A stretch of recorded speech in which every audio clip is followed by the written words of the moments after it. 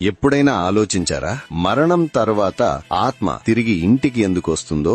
గరుడ పురాణం ప్రకారం మరణం తర్వాత యమదూతలు ఆత్మకు వారు చేసిన పాపపుణ్యాలను చూపిస్తారు. తరువాత 24 గంటల పాటు ఆత్మను తిరిగి తన ఇంటికి పంపిస్తారు. ఆ సమయంలో ఆత్మ తన శరీరంలోకి తిరిగి రావడానికి ప్రయత్నిస్తుంది. కుటుంబ సభ్యులతో మాట్లాడాలనుకుంటుంది. కానీ యమదూతలు అలా జరగనివ్వరు. తరువాత 13 రోజుల పాటు వివిధ కర్మకాండలు జరుగుతాయి. మొదటి 10 రోజుల్లో ఆత్మకు కొత్త శరీరం రూపుదాలుస్తుంది. 11వ రోజు నుంచి 12వ రోజు వరకు పిండదానం ద్వారా ఆ శరీరానికి మాంసం, చర్మం ఏర్పడుతుంది. 13వ రోజు ఆత్మ యమలోకానికి ఏడాది పాటు సాగే యాత్రను ప్రారంభిస్తుంది. ఈ పిండదానం ఆత్మకు 1 సంవత్సరం పాటు ఆహారానికి సమానంగా భావించబడుతుంది. కానీ పిండదానం జరగకపోతే ఆత్మకు శాంతి లభించదు. అప్పుడు యమదూతలు బలవంతంగా ఆత్మను తీసుకుపోతారు. ఇది ఒక ఆధ్యాత్మిక సత్యమా లేక మన పూర్వీకుల నమ్మకాల వ్యవస్థమా? మీ అభిప్రాయమేమిటి?